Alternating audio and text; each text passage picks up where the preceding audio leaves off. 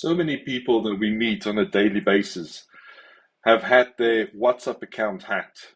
And a lot of people send a lot of sensitive data in their WhatsApp account. They send files, they send bank details, they send passwords through it, and they share photos, maybe some good, some not so good.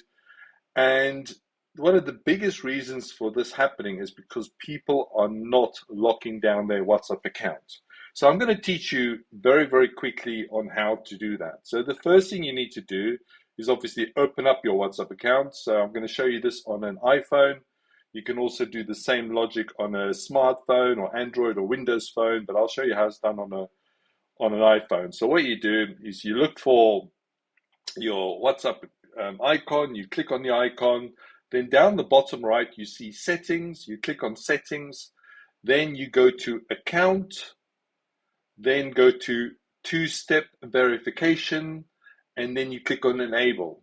So once you've clicked on enable, you type in your 6-digit code, one that you'll remember, and then it will ask you to confirm it. You type it in again, and then it will also ask you to put in a backup email address, just in case one day you need to recover your account. So I cannot recommend this highly enough.